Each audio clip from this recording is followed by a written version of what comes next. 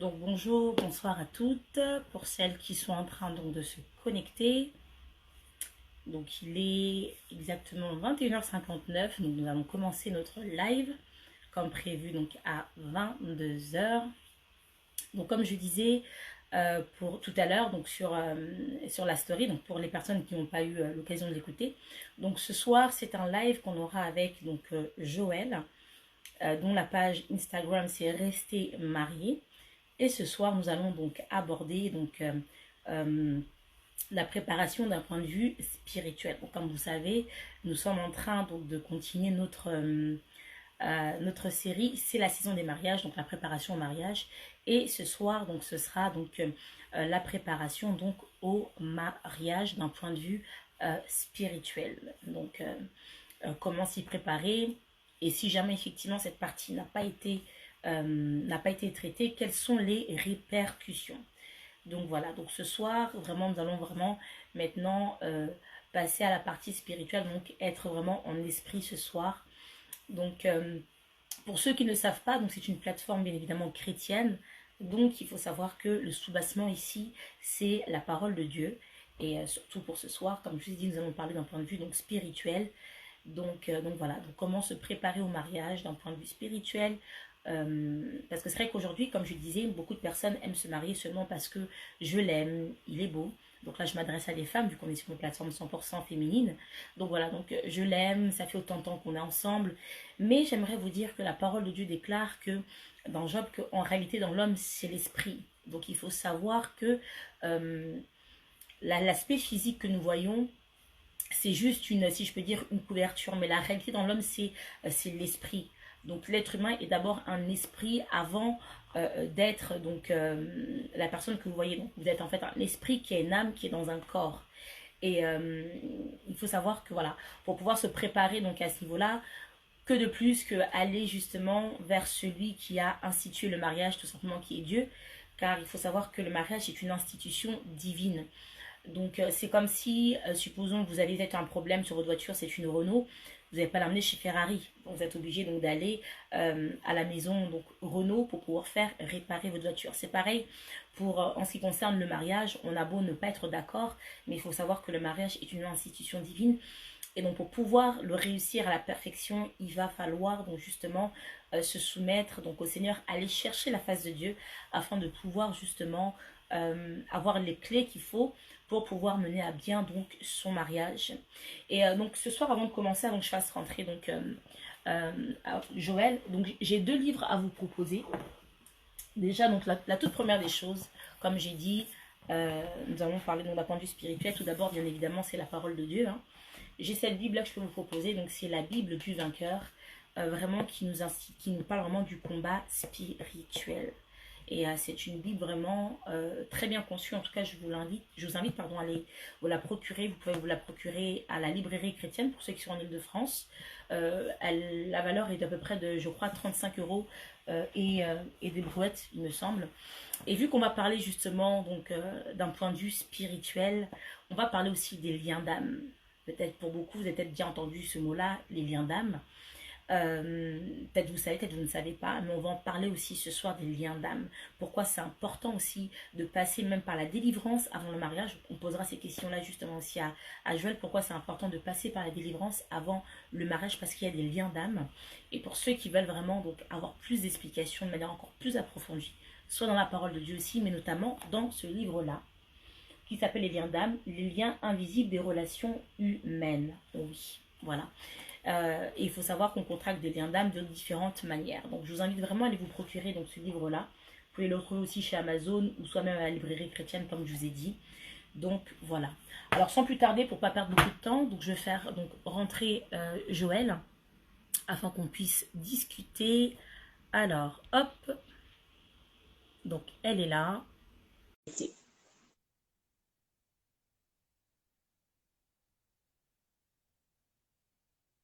Donc m'attend. En plus j'ai un petit souci, je pense, de connexion de mon côté. J'attends juste qu'elle puisse donc accepter la demande. Ah, parfait. Bonsoir Joël, tu m'entends? Je t'entends, mais Ça s'est figé en fait, je sais pas pourquoi. Ajuste ta caméra. Essaie de la relever. Ouais, Là, c'est mieux? ouais, c'est mieux. Parfait. Attends, Oui. attends.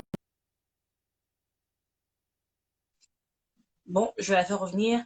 Alors, bonjour. Ah, il y a ma grande sœur Laetitia. Bonjour, bonsoir Laetitia. Donc, on a aussi Ange Ketia. Donc, bonsoir Ange Ketia. Merci de participer à ce live.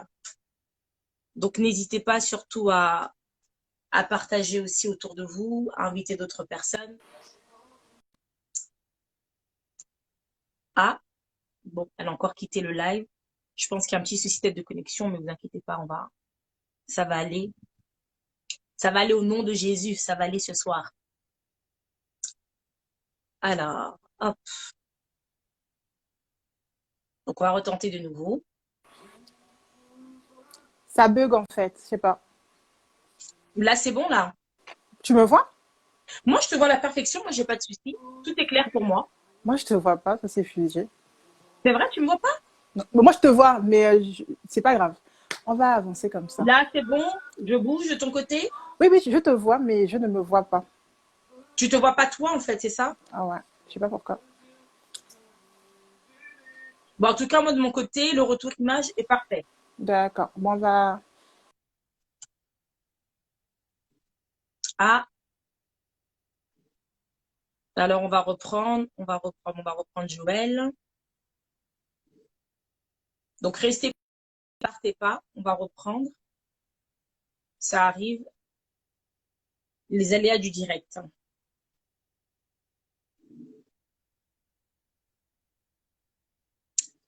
Alors, hop, on va retenter.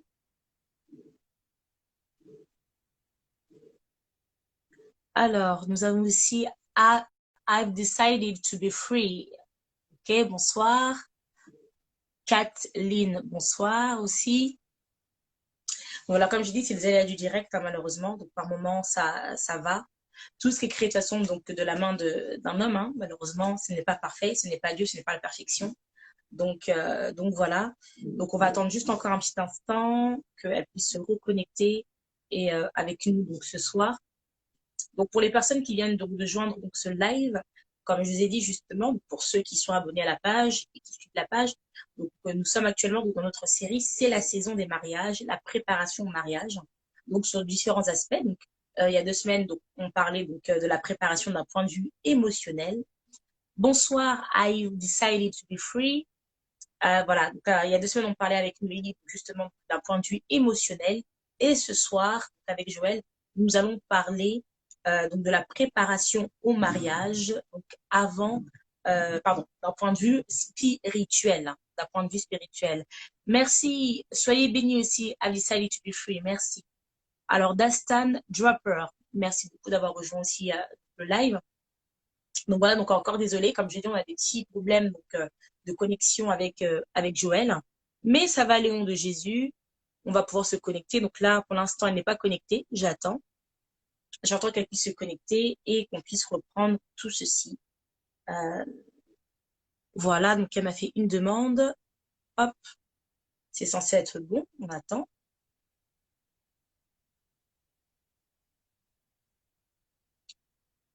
Vouloir ou pas, ce soir, ce live aura lieu au nom de Jésus. Parce que ce soir, ce live est Là, très c'est bon.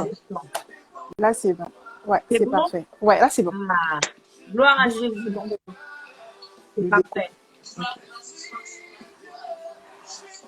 Je suis en train de faire la technique avec mon mari. C'est bon, chérie. Oui, ouais, je vois, oui, oui. C'est bon, ouais. Merci. Oui, dis-moi. Oui, là, c'est bon. Ouf. C'est bon, on est C'est nickel, on est parfait. parfait. Oui. Gloire à Dieu alors. Gloire à Dieu. Donc, d'autres personnes sont en train de se connecter en même temps. Daisy Life 318, Dédé c'est la Bonjour, diète. Daisy. Bonjour, Sheila. Bonsoir, bonsoir, bonsoir. Merci de vous connecter ce soir Bonjour, avec Jasmine. nous. Bonsoir. Donc là, je vois que ça, c'est les abonnés de Joël qui sont là aussi. Donc voilà, donc en tout cas, merci donc, à toutes les personnes qui sont en train de se connecter. Donc n'hésitez pas à partager le live avec d'autres personnes afin que d'autres personnes aussi puissent être bénies ce soir et puissent aussi donc, écouter ce qu'on va dire ce soir. comme j'expliquais, donc nous sommes en train, donc nous sommes dans notre série, c'est la saison des mariages, la préparation au mariage, donc sur différents aspects. Et ce soir, c'est l'aspect donc spirituel. Hein. Donc, comme je disais, comme tout à l'heure, je donne comme exemple, lorsqu'on a une voiture donc Ferrari, pour la réparation, on l'amène pas chez Renault, on va l'emmener à la maison Ferrari. Et c'est pareil donc, pour le mariage, c'est une institution divine, donc la meilleure des solutions pour pouvoir construire donc son mariage, c'est tout simplement d'aller chercher la face de Dieu. On peut être Amen. d'accord, tout comme ne pas être d'accord, mais ça reste une institution divine. Et pour pouvoir en bénéficier vraiment donc, au maximum, vraiment, donc, supposons s'il y avait peut-être 100, 100 niveaux, pour avoir les 100 niveaux, on n'a pas le choix que d'aller chercher la face de Dieu. Donc, Amen. ne pas avoir un mariage platonique, mais vraiment avoir le mariage divin comme lui vraiment donc l'a décidé. Donc, pour pas trop prendre la parole, je vais donner la parole à Joël d'abord. Je demande d'abord à Joël de se présenter face aux femmes et aux hommes qui nous suivent. Qui es-tu, Joël? Que fais-tu? Donc, on aimerait savoir un petit peu. Présente-toi, on t'écoute. Ben, moi, c'est Joël. Voilà, j'ai 3 prénoms à la base, dont d'autres me connaissent sur d'autres prénoms par rapport à ceux avec qui j'ai appris au lycée. Ils sont connectés aussi. Et je suis chrétienne. Je suis chrétienne. J'ai j'ai vécu à Montpellier. Et c'est là-bas que je me suis baptisée et mariée, rencontré mon mari, fait mes études. J'ai soif du Saint-Esprit parce que j'ai vécu des choses qui ont fait que je ne pouvais que m'accrocher à lui, en fait. Mhm. J'ai vécu des choses qui ont fait que j'ai su qu'on a un pouvoir, mais sans le Saint-Esprit, on a un pouvoir sans puissance, en fait. Amen. Amen. Amen. L'homme a des pouvoirs. La Bible dit que je vous ai donné le pouvoir de marcher sur les serpents et les scorpions. Mais pour exercer ce pouvoir, il faut une puissance. Il faut une Mhm. puissance qui agit. Et pour avoir Mhm. une puissance, il faut le Saint-Esprit. Et la Bible dit que ce n'est pas par la force ni par l'intelligence, mais c'est par le Saint-Esprit, en fait. Donc, on peut avoir un pouvoir. La Bible dit que le pouvoir de la vie et de la mort sont se trouve dans la parole. Mais pour que ta parole ait une puissance, ta parole est un pouvoir, en fait. Notre vie sur terre est un pouvoir. Mais pour que nos vies aient une puissance, pour que nos paroles aient une puissance, il faut le Saint-Esprit, en fait. Pour que lorsque Mhm. la Bible dit dans Éphésiens, elle me dit dans Éphésiens 6, verset 18, faites en tout temps par l'Esprit toutes sortes de prières et de supplications. Donc, par Mhm. l'Esprit. Pour te dire que Mhm. lorsque tu combats spirituellement, lorsque tu fais une requête à Dieu, lorsque tu fais une supplication à Dieu, pour bien demander à Dieu, il faut être inspiré par Mhm. l'Esprit, en fait. Mhm. Pour que ta requête, ta supplication ait une puissance dans le cœur de Dieu, parce que le Saint-Esprit, c'est le cœur de Dieu. Il Mhm. faut le Saint-Esprit, en fait. Il faut toutes choses par le Saint-Esprit. Donc, Amen. et le fait que j'ai vécu certaines choses, le fait que j'ai vécu et que je vis encore un mariage béni, fait que j'ai créé cette page Rester mariée qui, qui au début était comme un agenda à cœur ouvert. Donc, un agenda que je partageais à tout le monde parce que, à la base, cette page s'appelait Relook ton esprit, en fait. Et si les gens voient un peu plus bas dans la page, ils verront que je dis souvent, j'ai dit une fois, avant de vouloir changer, avant de vouloir aller édifier les autres, il faut d'abord s'édifier soi-même, en fait. Et là, voilà pourquoi la page, elle s'appelle Rester mariée que depuis 2 ans ou 3 ans.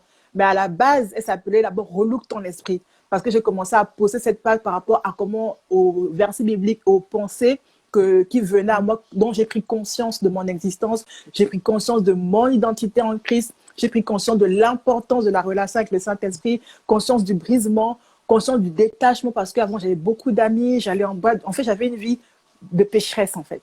J'ai pris Mhm. conscience quand tu es dans une condition de pécheur et la différence entre pécheur et entre être juste en fait. J'ai pris conscience de ça, j'ai pris, voilà en fait. Et cette page, je fais aussi de la relation d'aide, je ne le marque pas, parce que la relation d'aide, c'est quelque chose de très lourd. C'est quelque chose de très lourd. La preuve en est, je suis bookée jusqu'en mai, en fait, parce que jusqu'en mai 2021, je ne prends plus personne. Parce que la relation d'aide, quand tu l'as fait, j'aide beaucoup de gens. En ce moment, j'aide une dizaine de personnes. Et quand tu fais ça, il faut aussi te reposer, il faut aussi lâcher prise, parce il faut pouvoir se renouveler soi-même, se ressourcer soi-même Yeah. auprès du Saint-Esprit pour pouvoir recharger les autres et se recharger mutuellement. Parce qu'une fois que tu aides quelqu'un à se recharger par le Saint-Esprit, la personne aussi t'enseigne, la personne aussi te fait des révélations, la personne aussi prie pour toi, la personne aussi, voilà quoi, te bénit en fait. Donc voilà, c'est ça. Je ne sais pas si tu as une autre question. Très bien, bah, c'est parfait. Bah, en tout cas, c'est une présentation assez complète, donc les gens savent que tu fais, qui tu es, en tout cas, vraiment, donc merci pour cela. Donc, avant de rentrer donc, dans le vif, même pas, on peut commencer à rentrer dans le vif du sujet. Donc, comme je disais aux personnes, pour celles qui viennent peut-être à peine de rentrer, donc, nous allons vraiment parler aujourd'hui donc, de la préparation au mariage d'un point de vue spirituel. Parce que ça, c'est très capital. Comme je disais beaucoup aujourd'hui, dans le monde dans lequel on évolue, c'est le monde du paraître. Donc, c'est beaucoup à ce que. Et puis, même, elle me dit, l'homme regarde à l'œil. Dieu regarde le cœur. Voilà, Dieu regarde le cœur. Pour faire comprendre, et le cœur se trouve où? À l'intérieur. Yes. Pour faire comprendre qu'il faut aller en profondeur. Et c'est vrai qu'aujourd'hui, les gens ne vont pas en profondeur.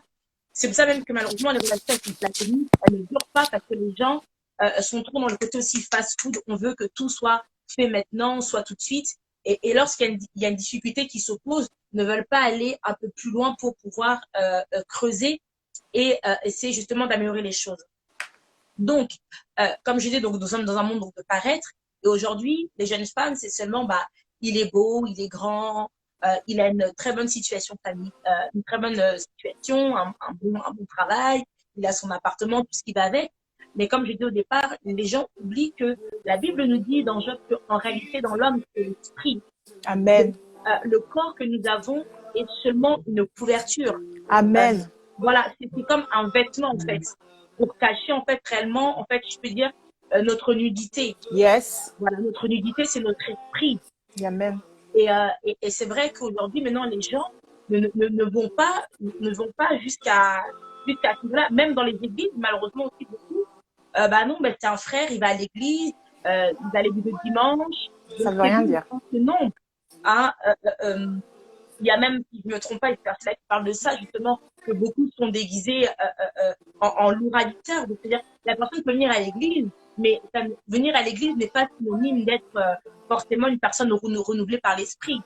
Et il faut savoir aussi qu'une bonne personne aussi, un homme bon, n'est pas forcément aussi un homme bon aussi pour soi-même. Donc, c'est pour ça qu'il faut voir la révélation du Saint-Esprit. Alors, moi, ce que j'aimerais déjà, en premier temps, c'est que tu nous parles de ton expérience, parce que comme pour ceux qui ne savent pas, enfin peut-être qu'on peut-être pas bien entendu, Joël est mariée. Hein. Elle est mariée depuis combien d'années, Joël, déjà? 5 ans. Voilà, 5 ans de mariage, à féliciter, gloire à Dieu, c'est une bonne chose déjà. Donc, Joël est mariée, mais avant ça, justement, donc, elle a eu à voir, donc, comme elle expliquait au départ, elle a vu pas mal de choses qui ont fait qu'elle sait qu'elle a eu à s'approcher davantage au Seigneur. Donc, moi, j'aimerais que tu me donnes un petit peu ton témoignage sur les luttes que tu as eu à voir, peut-être. Est-ce que tu en as eu peut-être des luttes du mariage? Voilà. Parce qu'aujourd'hui, on va en parler. Hein. Aujourd'hui, il faut savoir, donc, accrochez-vous. On va vraiment aller vraiment, voilà, côté esprit, hein. Donc, c'est vraiment, il faut savoir ça à ce niveau-là. Moi, ce que je veux savoir, justement, c'est qu'aujourd'hui, malheureusement, on voit même beaucoup de jeunes femmes, aujourd'hui, qui sont critiquées, mais toi, tu n'es pas mariée, tu as déjà peut-être 28 ans, tu as 30 ans, 32 ans, 35 ans, tu n'es pas mariée, comment ça se fait? Donc, que les gens ne savent pas que d'autres personnes ont des luttes de manière même spirituelle elles ne savent pas. Elles ne savent pas. Elles sont ignorantes. Donc, moi, aujourd'hui, j'aimerais que tu nous dises justement quelles sont les luttes que toi, tu as eues avant le mariage et expliquer aux gens les luttes spirituelles, entre guillemets, qu'on peut avoir aussi avant et comment, en fait, aller, si je veux dire, un petit peu à la guerre pour pouvoir justement combattre et ne pas, en fait, rentrer justement donc, avec ces combats-là dans le mariage, en fait. Donc, voilà. Donc, si tu peux nous en dire un peu plus pour les femmes qui nous écoutent, les hommes qui nous écoutent. D'accord. En fait, moi, j'ai rencontré mon mari à la fac. En fait, c'est mon mari actuel, mais je l'ai rencontré durant mes études, en fait. Et avant de rentrer dans le vif du sujet, il est important de savoir que ce n'est pas le mariage le but, en fait.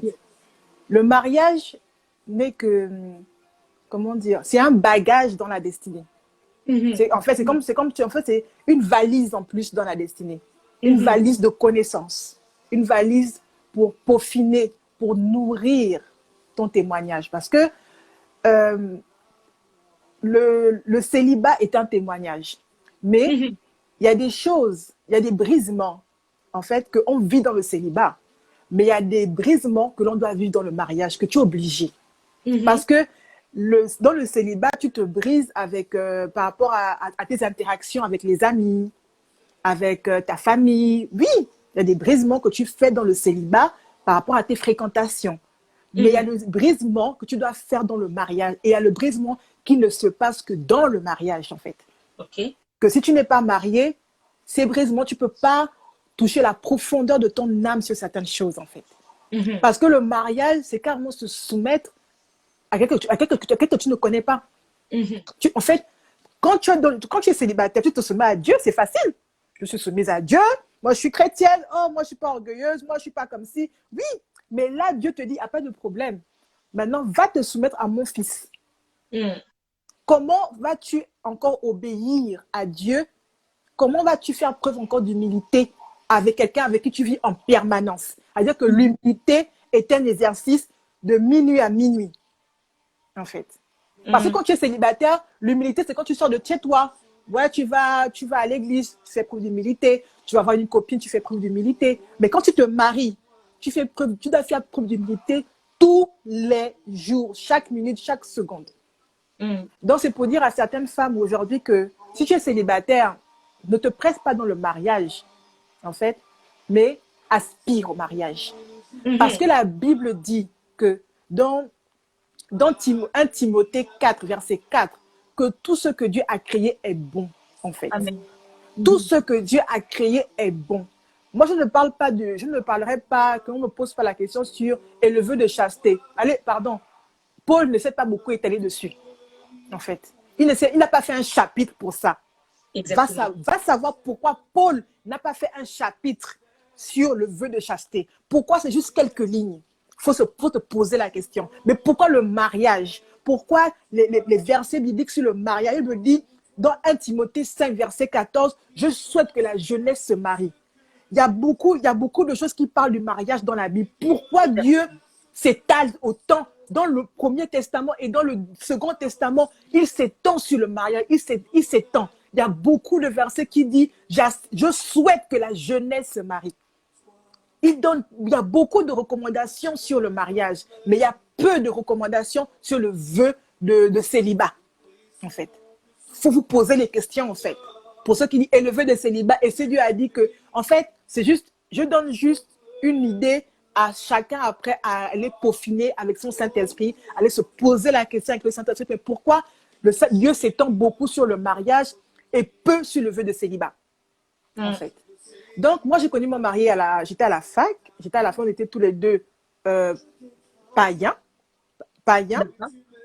Moi, j'ai grandi dans une maison où les gens allaient à l'église. Je vais dire ça comme ça. Les gens allaient à l'église. Quand je dis les gens allaient, parce qu'en fait, pour moi, se convertir, c'est pas accepter Dieu, en fait. Quand tu acceptes Dieu, c'est que tu acceptes l'idée que Dieu est dans ta vie, en fait. C'est-à-dire l'idée que Dieu est dans ta vie, qu'il existe. Voilà. Mais quand tu te convertis à Dieu, tu changes, en fait. Yes. Tu changes de dimension, en fait. Tu changes de dimension, tu convertis, c'est-à-dire que, elle me dit que Dieu a converti l'eau en vin. En fait, l'eau n'est pas restée l'eau, en fait. C'est ça la dimension de la conversion, en fait.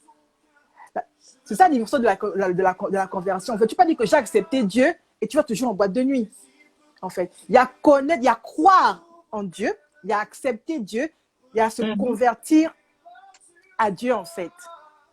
Il y a accepter, il y a croire. Donc, tu crois qu'il y a un Dieu au-dessus qui fait la pluie, le bon temps. Là, tu crois. Et moi, j'ai grandi dans une maison où les gens croyaient en Dieu. Donc, ils croient en l'existence d'un Dieu. Voilà. Ils allaient à l'église parce qu'ils croyaient, en fait. Quand je suis venue en France, en 2013, j'ai accepté Dieu.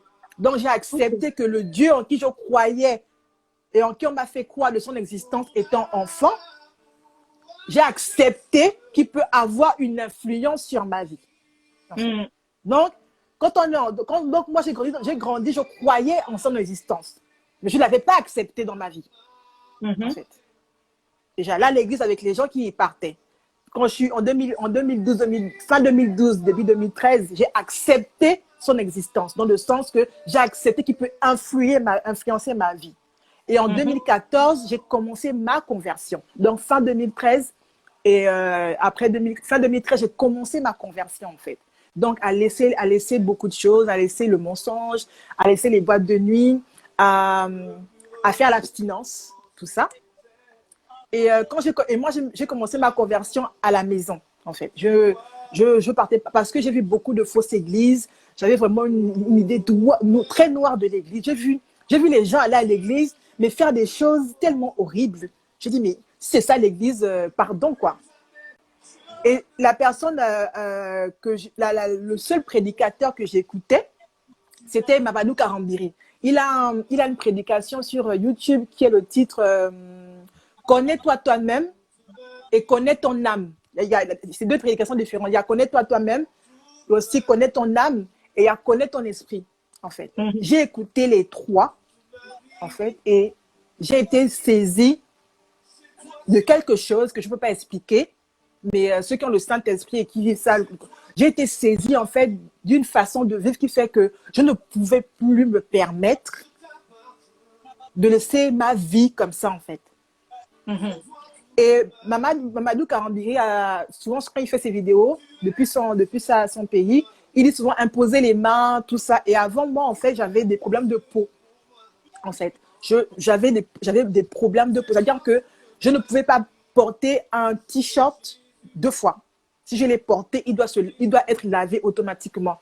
En fait, si tu veux, je rejetais ma propre transpiration. Ok. En fait, je rejetais ma propre transpiration. J'avais les problèmes de peau, j'avais les problèmes d'eau et de sang. J'avais ça depuis que j'étais petite. Et à chaque fois, on a fait les bilans de santé. Personne ne voit rien, en fait. Personne ne voit rien. Et ce jour-là, comme Mamadou Karambiri a dit, mettez simplement la main sur votre écran d'ordinateur et vous recevrez votre guérison par la puissance du Saint-Esprit. Il a précisé. J'ai été guérie. Parce qu'en fait, moi, j'ai fait les bilans de santé depuis que je suis adolescente, en fait. Et donc, en France, j'avais toujours pris cette habitude de toujours faire mon bilan de santé.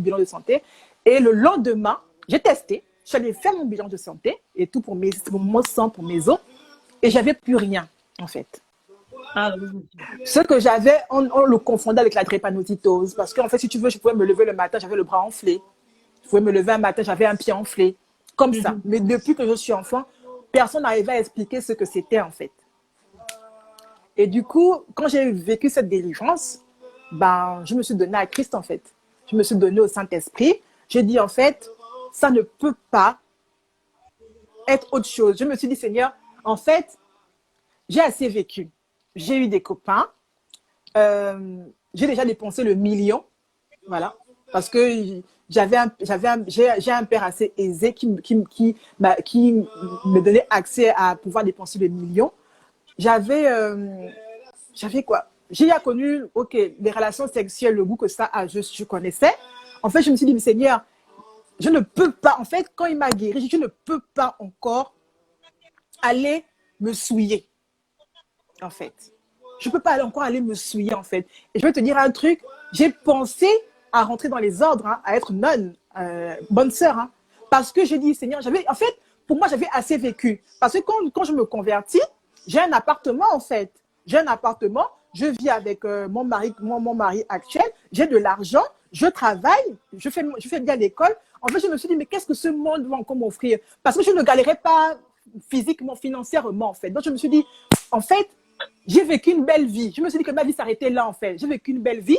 Je vais aller faire mon vœu de chasteté, je vais fermer mes jambes, je vais tranquillement rester dans un couvent. Pour moi, c'était ça, en fait. Je me suis dit, mais en fait, c'était pour moi ça, ma pensée de la mise à part, en fait. Et quand je dis souvent, on pense, mais il y a une façon dont Dieu dispose les choses. Nous, on pense, certaine comment on veut faire les choses, mais une façon dont Dieu dispose les choses. Et ça, j'ai commencé à chercher parce que je ne voulais pas être un couvent catholique. Je me suis dit, ah, est-ce que les protestants font les couvents? Est-ce qu'il y a des bonnes sœurs protestantes? Comme ça, je n'ai pas trouvé. Machin et tout. Et après, j'ai laissé. Et en décembre, le 9 décembre 2014, Mamadou Kamboui, il a une petite cellule de son église à Paris. Je suis allée à Paris avec ma petite sœur. On est allé à sa cellule. Il est venu de Burkina avec sa femme. Il a prêché sur la sanctification et sur la délivrance. Il a expliqué qu'il a fait une délivrance à une femme qui a craché la clé d'un cadenas, qui a craché beaucoup de choses. Et ça, je pleurais tout le long. Tout le long. Je pleurais tout le long. Et à la fin, j'ai fait la queue pour le voir. J'ai dit, Seigneur, je dois voir cet homme. En tout cas, je devais le voir. Et j'ai pu le voir à la fin. Il a prié pour moi. Et je lui ai dit, je cherche une église. Il m'a dit, bah, tu vis à Montpellier, va à l'église Clé. Il avait prêché là-bas en 2006. Je suis allée à l'église Clé. Et c'est là où, quand je suis allée à l'église Clé, j'ai juste trouvé du relationnel avec le Saint-Esprit, en fait. D'accord. Du relationnel. Alors, Joël, juste de finir. Donc, si je comprends bien, donc avant même, justement, donc, pour les personnes qui suivent, hein, ce serait bien que ce soit clair pour elles. Donc, il faut savoir qu'avant d'aller se mettre en relation avec une tierce personne, il est très capital d'abord d'avoir une connaissance d'abord de soi-même, savoir qui on est, Yes. Ce en quoi est constitué donc notre esprit, notre âme, qu'est-ce qu'il y a en fait en nous. Entre autres, voilà, Okay. je peux dire, voilà, tout ce qui est, par exemple, voilà, tout à l'heure, je parlé des liens d'âme, parce que, voilà, comme tu as expliqué, tu as vécu la vie, tu as eu des copains sur des choses, etc. Yes. C'est bien que tu regardes. C'est bien que tu me regardes. Donc, en fait, oui, j'ai vécu des liens d'âme, beaucoup de liens d'âme, beaucoup, parce que lorsqu'on a des rapports sexuels hors mariage, on le sait tout, on se crée des liens d'âme. Voilà, on se crée des liens d'âme. Et comment expliquer? En fait, comment expliquer? Lorsqu'on aspire au mariage, on ne peut pas d'abord vouloir changer l'autre si on n'est pas changé, en fait. On ne peut pas vouloir changer l'autre si on n'est pas changé, en fait. Et je vais continuer dans ce que je disais tout à l'heure parce que, machin, dans l'église où je suis allée, on m'a appris la relation avec le Saint-Esprit. C'est une église où il faisait la cure d'âme. Il faisait beaucoup de choses en relation avec le Saint-Esprit. Et moi, j'ai eu la grâce, en fait, si tu veux. Ma délivrance a commencé parce que quand je me suis mariée, j'ai fait la préparation au mariage, j'en parlerai. Mais moi, on m'a fait aussi la cure d'âme. La cure d'âme, c'est-à-dire c'est une femme, elle est vraiment habitée du Saint-Esprit et elle te pose des questions par rapport à ta vie. En fait. Elle te pose des questions et Dieu lui révèle, en fait. Dieu lui montre des choses, en fait. Dieu lui montre des choses. Excuse-moi, juste un instant, pardonne-moi. Parce qu'il y a quelqu'un qui a écrit, donc, I've decided to be free, comment briser les liens d'âme. Donc, ça, on va y répondre après. Donc, Joël est en train d'avancer dans son témoignage. Par la suite, elle va expliquer comment briser donc, les liens d'âme. Donc, tu as cette question-là qui sera pour tout à l'heure. Voilà. Donc, en fait, la dame qui m'a fait ma délivrance, que j'embrasse très fort, m'a montré, en fait, comment faire une délivrance. Elle m'a montré les portes fermes. Parce qu'en fait, la délivrance, c'est fermer les portes que tu as ouvertes. En fait. C'est ça la délivrance. Les liens d'âme, c'est quoi? Les liens d'âme, quand on dit liens d'âme, c'est trop ecclésiastique, c'est trop église. Les liens d'âme, ce sont les portes. Parce que lorsqu'on vit dans le péché, on ouvre des portes, en fait. Et la délivrance, la sanctification, c'est fermer les portes. C'est ça, en fait. Et ça, personne d'autre ne peut le faire pour toi, en fait. Un pasteur peut commencer à te montrer comment on ferme les portes, mais il ne peut pas fermer toutes les portes pour toi, en fait. Il peut te montrer, il peut t'aider, il peut te soutenir à fermer certaines portes, mais il y a des portes que tu dois faire toute seule avec le Saint-Esprit. En fait. Tout à l'heure, je parlais de pouvoir. Elle me dit que nous avons le pouvoir de marcher sur les serpents et les scorpions. Mais est-ce qu'un pouvoir a de l'influence s'il n'a pas de puissance? Un chef d'État a du pouvoir, mais s'il n'a pas de puissance sur son peuple, il n'est pas écouté. En fait. Mais la puissance te vient d'où? La puissance te vient de ta relation avec le Saint-Esprit. En fait. Exactement. La puissance de ce pouvoir dont Dieu parle, que je vous ai donné le pouvoir de marcher sur les serpents et les scorpions. On a ce pouvoir. Le pouvoir que Dieu dit que la mort et la vie sont au contrôle de la parole. Mais la puissance de cette parole sort d'où? Il faut bien que tu sois inspiré du Saint-Esprit. Et tout à l'heure, j'ai donné le verset Éphésiens 6 qui dit « Faites toutes choses inspirées de l'Esprit, en fait, des prières et des supplications. » En fait, il n'est pas possible de fermer des portes avec ton intelligence, avec des prières que toi-même tu vas faire, en fait. Voilà pourquoi il y a des gens, moi, on m'a montré comment faire. La preuve en est, elle a commencé ma délivrance, après elle m'a dit, maintenant, c'est à toi de continuer. Pour éviter la dépendance, en fait. Pour éviter la dépendance, en fait. On doit te montrer comment fermer les portes, maintenant, à toi de prendre le relais, en fait, de tes portes, en fait. Parce que on ne peut pas se nourrir. On ne peut pas se nourrir de la... C'est comme toi et moi, on est là, Jennifer. Moi, je suis dépendante de toi et je me nourris seulement de ta relation avec le Saint-Esprit. Donc, à chaque fois, j'ai besoin de quelque chose, je viens te voir. Donc, en fait, pourtant, Jennifer, nous sommes des personnes égales. Tu n'es pas un surhomme, je ne suis pas un surhomme. Si le pasteur a pu avoir cette relation avec le Saint-Esprit, si ta mère spirituelle a pu avoir cette relation avec le Saint-Esprit, pourquoi tu penses que ça va te dépasser? Passe par le feu, en fait. Aujourd'hui, tu vois le pasteur, tu vois...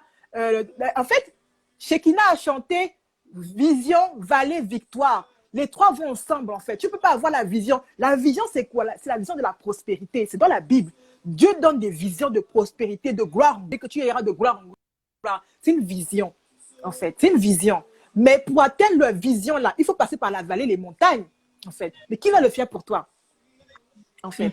Tout le monde veut la victoire, veut la richesse de Dieu, mais personne ne veut acquérir la sagesse de Dieu. Mais pour gérer la richesse de Dieu, il faut d'abord acquérir la sagesse de Dieu.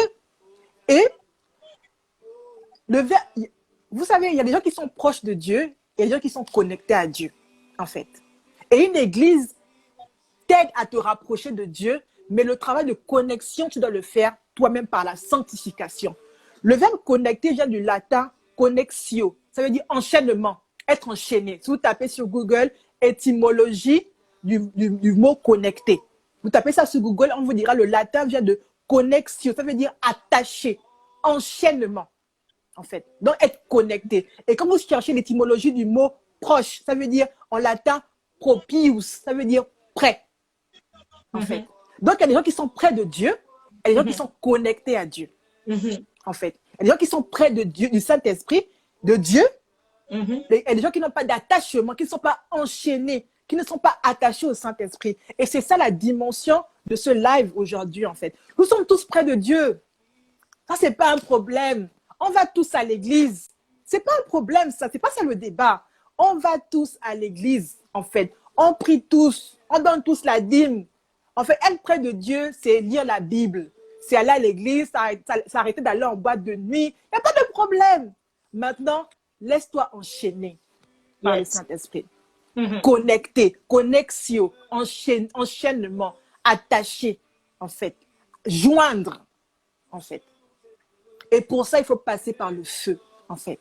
À un moment, je disais ça une fois, en fait, à un moment, il faut aller au Père et dire, Seigneur, je suis mauvaise.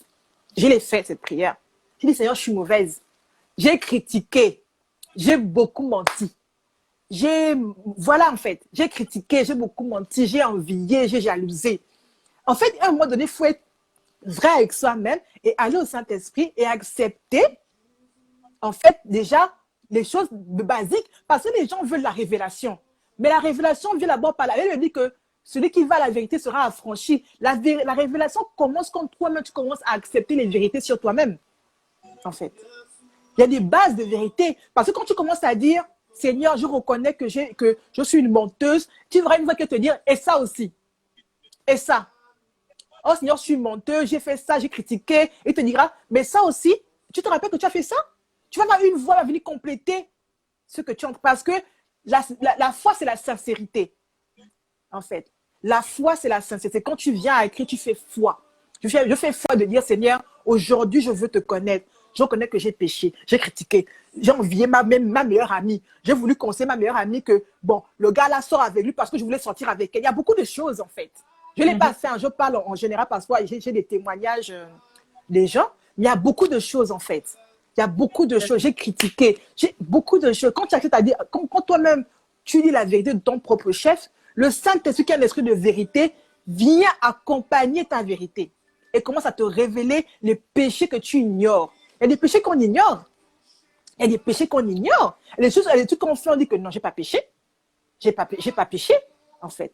J'ai pas péché. Moi, quand je disais Seigneur, par exemple, par exemple, je voulais mon père quand j'étais au lycée. Je lui voulais l'argent dans sa poche et tout. Et je sais que quand j'ai commencé à dire Seigneur, oh, j'ai critiqué, j'ai menti à mes copines, beaucoup de choses. Il me dit, et l'argent que tu as volé à ton père, et il me disait, et les rapports sexuels hors mariage.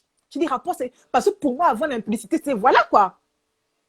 Il te dit, et après tu t'assois, et tu vois comment tu as à cœur de prendre un stylo et un bic, tu commences à noter tout ce que tu entends de l'esprit. Il te dit qui tu es. Il écrit ton âme sur un papier. Il écrit ton âme. Après, il te dit, pose le cahier, et maintenant, mets-toi à genoux et renonce. Renonce, en fait. Renonce. Tout ça, c'est la sanctification, en fait. Et beaucoup de gens veulent se marier, en fait, mais peu veulent se briser. Le mariage est spirituel. Et comme on le dit tout à l'heure avec Jennifer, 1 Timothée 4 dit que car tout ce que Dieu a créé est bon. Donc, je veux dire ici que, en fait, le mariage, hein, c'est comme la Bible, c'est comme Dieu, en fait. Dieu a créé le mariage. C'est l'Esprit de Dieu qui a écrit la Bible, en fait. C'est-à-dire que tu peux divorcer, tu peux même créer une page Instagram contre le mariage. Tu peux même créer une page Instagram contre Dieu. Tu peux créer une page Instagram contre la Bible. La Bible, le mariage et Dieu sont de bonnes choses. C'est biblique. 1 Timothée 4 dit que tout ce que Dieu a créé est bon. C'est Dieu qui a créé le mariage. C'est Dieu qui a créé la Bible, en fait. Donc, tu peux te marier à l'église et après critiquer le mariage que, oh, moi j'ai divorcé, pourquoi les autres vont marcher? En fait, tout ce que Dieu a créé est bon et c'est dans la Bible, en fait. C'est dans la Bible. Et excuse-moi, en fait, Joël, parce qu'il y a une chose en même temps quand tu parlais, donc je t'écoute attentivement, et quelque chose qui me remonte à l'esprit. Donc, pour toute personne donc, qui nous écoute à l'heure actuelle, parce qu'on a entendu ce que Joël nous a dit, il faut savoir que, voilà, avant d'entrer dans le mariage, vous devez passer par la cure d'âme. C'est très capital. Vous asseoir, comme elle a dit justement, parce que le Saint-Esprit, ce que beaucoup pensent, peut-être que le Saint-Esprit, c'est juste un esprit qui est là, qui se balade. Or que non, c'est une personne. Et c'est elle qui va venir effectivement sortir les tréfonds de l'âme, même des péchés qu'on a oubliés, une fois qui pour nous n'étaient pas des péchés. J'ai aimé ce que tu as dit justement quand il t'a dit de relations sexuelles hors mariage. Parce que c'est vrai qu'aujourd'hui, dans le monde dans lequel nous vivons, la mentalité qu'on nous inculque justement, c'est totalement légal, c'est normal d'avoir du sexe hors mariage. Il y en a même, ils sont même juste fiancés. Ah bah non, on est fiancés, donc voilà, on peut avoir du sexe. Or que non, la Bible reconnaît bien uniquement le mariage. Et j'aime ça justement, même la Bible justement, lorsqu'on regarde Marie et Joseph, hein, Marie était vierge, avec Joseph, ils étaient fiancés, et donc de ce fait, ils se préservaient.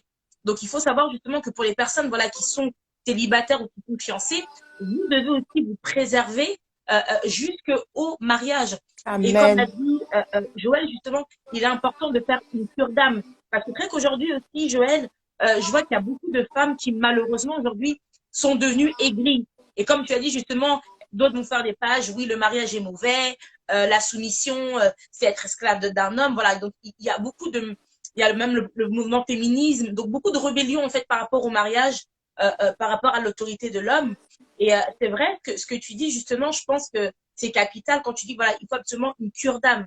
Parce que le Saint-Esprit va permettre justement de pouvoir, en fait, si je peux dire ça comme ça, nous récurer justement toutes les crasses qu'il y avait, en fait, au-dedans de nous, en fait. Voilà. En lui, qu'il y avait au-dedans de nous, pour pouvoir justement être cette nouvelle personne, déjà pour soi-même, parce que tu as parlé d'identité aussi, parce que comme a dit Joël, le mariage, c'est une bonne chose en soi, mais alors pour essayer de reprendre ta phrase comme tu l'as dit, le mariage est une bonne chose, mais c'est pas, si je peux dire, peut-être un but final. C'est pas la destinée, en fait. Voilà, c'est ça. Ce n'est pas la destinée en soi. Le mariage est une bonne chose, comme elle l'a dit justement dans Timothée, tout ce que Dieu fait est bon, mais le 1 mariage, Timothée 4:4. 1 Timothée 4, merci beaucoup, Joël. Le mariage est, voilà, est une bonne chose, mais ce n'est pas la destinée. Donc, en soi, même en même temps, Joël nous explique aussi, nous parle aussi question d'identité aussi. C'est important aussi, avant de pouvoir s'accoler aussi avec une personne, de savoir qui vous êtes déjà en tant que personne. Et c'est vrai que quand on parle des liens d'âme, juste pour faire cette petite introduction-là, sur les liens d'âme, il faut savoir que les liens d'âme, comme a dit Joël, justement, j'aime bien le terme qu'elle a employé, ce sont des portes qu'on a ouvertes. C'est des portes qu'on a ouvertes, ou soi-même qui se sont peut-être ouvertes dans l'enfance, hein, peut-être parce que des fois, c'est pas forcément nous d'abord, c'est dans l'enfance, mais aussi que nous aussi, on a continué encore à ouvrir au moment où justement, en tant capacité de reconnaître le bien ou le mal, hein, en soi.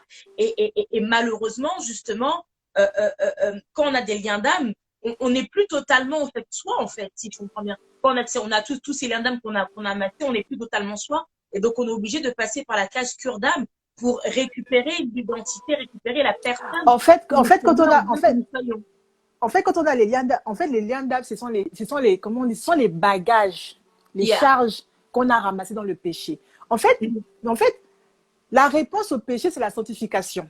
Lorsqu'on péchait, on a utilisé les armes du diable. Donc, le mensonge, l'orgueil, le mature, l'envie. Maintenant, quand tu te convertis à Christ, tu dois utiliser les armes de Christ. Le jeûne, la prière et la sanctification, en fait. C'est tout simple. Yes. En fait.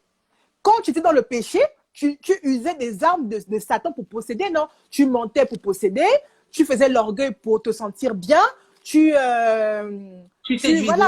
séduisais pour avoir un homme. Maintenant, quand tu te convertis à Christ, utilise aussi les armes de Christ pour la vie que tu vas avoir. Quand tu as une vie de pécheur, il y a des armes dans le péché. Mais quand tu as une vie de chrétien, il y a des armes dans la vie de chrétien que tu dois utiliser pour mieux être dans la prière, le jeûne et la sanctification, en fait. Tout simplement. Et beaucoup de gens refusent les armes de Dieu. Les gens s'arrêtent à la prière et au jeûne, mais ils refusent la sanctification. Mais dans le péché, ils ont tout usé. On a usé de l'orgueil, on a usé de l'impudicité, on a usé du matu vu, on a usé de tout. Mais si tu regardes les fruits de l'esprit, il n'y a pas beaucoup de choses que Dieu demande. L'humilité, la bonté. Il n'y a que 3 armes, en fait. Dieu te donne seulement, je ne te demande pas beaucoup de choses. Dans le péché, on te demande beaucoup de choses. L'orgueil, le mensonge, le matu vu, l'envie, la jalousie, le tout. Il y a trop d'armes dans le péché pour vivre dans le péché. Mais dans la chrétienté, Dieu te donne seulement 3 armes.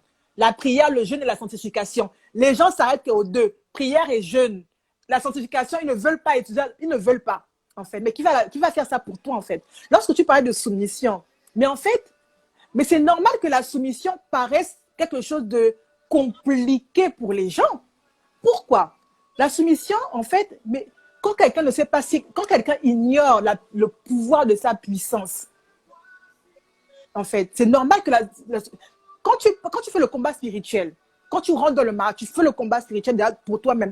Le combat spirituel, il y a des portes que toi-même, nous-mêmes, on ouvre, dans l'impudicité, mais il y a des portes que les parents ont ouvertes, en fait. Il y a des portes que tes parents, tes grands-parents ont ouvertes sur ta vie, en fait. Et il faut aller récupérer, il faut aller fermer ces portes-là. Mais quand tu fermes ces portes, il y a des gardiens.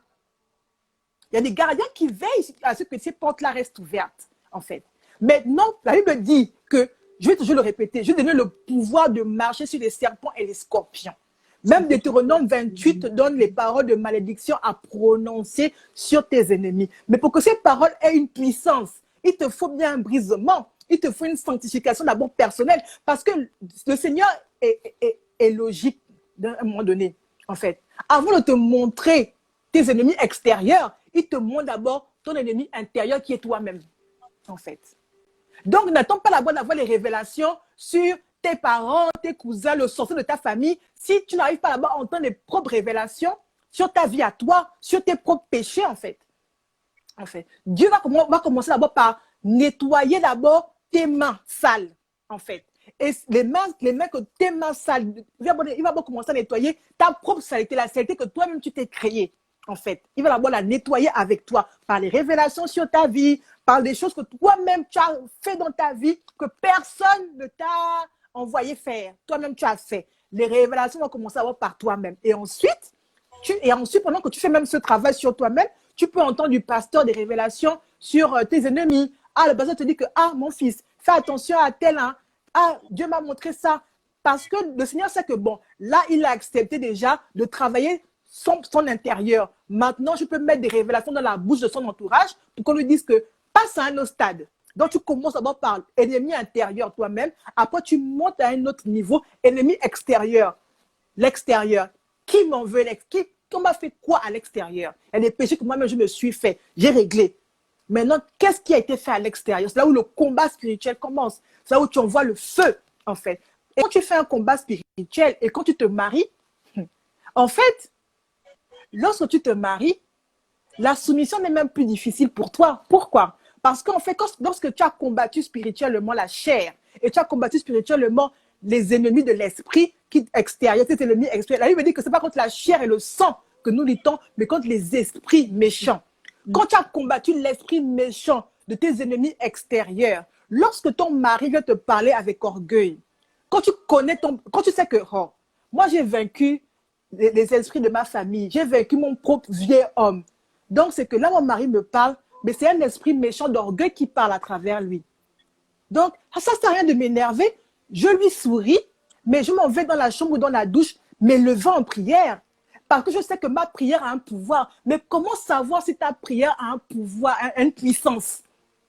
En fait, la prière est un pouvoir.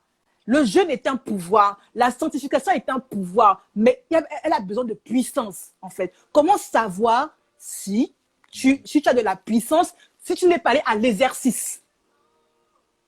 L'exercice, c'est quoi? C'est ta sanctification personnelle. C'est ta délivrance personnelle. C'est-à-dire que quand tu proclames, tu sens que les choses bougent. En fait, c'est que dans ton célibat, dans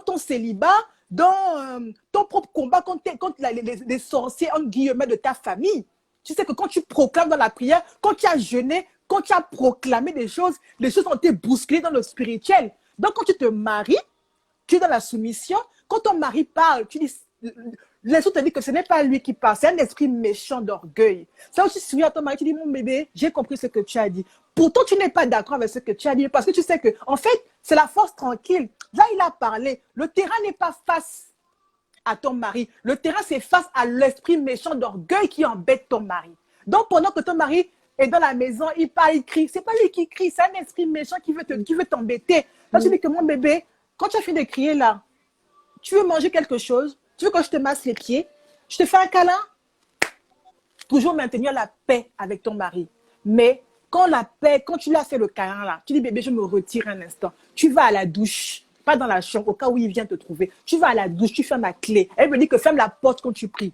C'est là où tu combats, tu dis que Seigneur, l'esprit méchant qui veut bousculer mon foyer, qui veut embêter mon mari, je te soumets. Quand la Bible dit qu'il m'a donné le pouvoir de marcher sur les serpents et les scorpions par la puissance du Saint-Esprit. Il est impossible de prier sans la puissance du Saint-Esprit. Et tu acquiers la relation.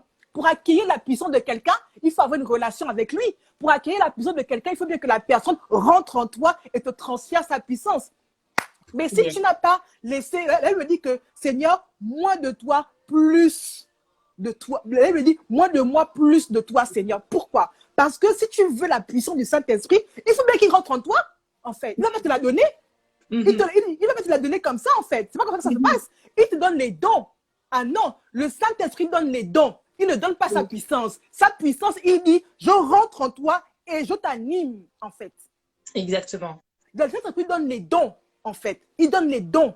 Et même encore le don, il te le donne. Et si tu ne te laisses pas animer par le Saint-Esprit dans les dons, tu perds ta destinée. Il y a des gens qui commencent bien leur destinée, leur appel, tout ça, machin et tout avec le Saint-Esprit. Et à un moment donné, l'appel ne donne plus. Il n'y a plus de jus. Il continue, mais tu sens qu'il y a une lumière qui est partie parce qu'il n'y a pas eu une continuité dans la sanctification. Il n'y a pas eu une fidélité parce que il y a Marcelo Tunasi qui parle de ça. Il y a des interdits de la destinée. Il y a des choses quand Dieu te donne ton appel, même le mariage. Il y a des choses quand Dieu te donne le mariage, il te donne les interdits. En fait, tu t'assois un moment, hein, tu dis Seigneur, donne-moi les interdits. Les choses que tu ne devras jamais faire dans le mariage. au risque de laisser rentrer le diable. Parce qu'elle me dit que lorsqu'on chasse le diable, il revient multiplié par 7. Donc, Dieu te donne des interdits pour ne plus jamais faire rentrer le diable dans ta maison parce que Dieu ne veut pas que tu passes ton temps dans le combat spirituel. Il veut qu'après le combat spirituel, tu sois dans la prospérité, en fait. C'est ça, en fait. Donc, les gens veulent... En fait, ces visions valaient victoire. Excuse-moi, ces visions valaient victoire. Le mariage est une bonne chose, en fait. Je vais le dire. Oui, je vis un mariage prospère. Et la dernière fois, je l'ai dit que pas parce que tu ne vis pas une condition que l'autre vit, que l'autre ment ou exagère. Pas parce que je suis sur Instagram, on ne voit pas mon mari, mais Jennifer sait où est mon mari, parce qu'elle me connaît, c'est mon intime. Les gens qui me connaissent savent la part de mon mari de mon appel, en fait. Je n'ai pas besoin de prouver que j'ai un mariage stable en le postant, en faisant des stories. C'est pas comme ça que Dieu m'a demandé de vivre ma relation, en fait, avec mon mari et lui dedans, en fait. Non. Je dis bien que le mariage est une bonne chose, en fait. Je le dis, je vais le redire, en fait. Le mariage, et ceux qui écoutent, écoutent. Ceux qui ne veulent pas écouter se déconnectent et me délèguent de leur page, en fait. Le mariage est une bonne chose. Le mariage est de Dieu. 1 Timothée 4,4 le dit, c'est pas moi qui le dis. Car tout ce que Dieu a créé est bon. En fait, le mariage est une bonne chose, en fait. J'aime l'humilité de Élodie Gaillard. Élodie Gaillard, de la page Les filles préparons-nous au mariage. Elle a dit, en fait, elle s'est mariée à l'église. Elle s'est mariée à l'église. Le live est sur ma page Instagram. Elle s'est mariée à l'église. Les pasteurs ont prié. Les parents étaient d'accord, mais elle a quand même divorcé. Et quand elle a divorcé, elle a eu cette humilité. Mais cette humilité d'entendre Dieu lui dire que ce n'était pas la faute de son mari, de son ex-mari. Ce n'était pas la faute de Dieu, c'était sa faute à elle. Dieu lui a dit, il y a des choses que tu n'as pas travaillé en toi. Achetez le livre d'Élodie Gaillard. Allez sur ta page, posez des questions, réveillez-vous en fait. Le mariage est une bonne chose. Tu peux te remarier, divorcer 5 fois. En fait, le mariage est une bonne chose. Même moi, et au nom de Dieu, je le dis, je ne vais jamais divorcer parce que je sais sur quoi je compte en fait. Vous allez parler, vous allez amener mes photos sur les féticheurs en fait. Mes ennemis peuvent prendre mes vidéos, mes images, tout, mon nom, ma date de naissance, amener chez un ganga. Moi, je ne vais jamais divorcer parce que je sais sur quoi je compte en fait. Je sais sur quoi je me suis assise. En fait, je sais c'est quoi le revers du brisement. Je sais quoi le revers du combat spirituel, en fait. Yes. Donc, c'est juste pour dire, réveillons-nous. J'aime ce que tu dis quand tu dis réveillons-nous. Parce que c'est vrai qu'aujourd'hui, il faut qu'on le sache, dans l'ère où nous sommes, la femme elle est indépendante, tout ce qui va avec et tout ça. Et malheureusement, elle n'a plus la place dans le mariage, hein, bien sûr, parce qu'on parle toujours du mariage. Elle n'a plus la place que Dieu lui a donnée en tant que femme. Aujourd'hui, maintenant, il y a des femmes, comme on dit, qui portent le pantalon. Excusez-moi, tout tombe derrière.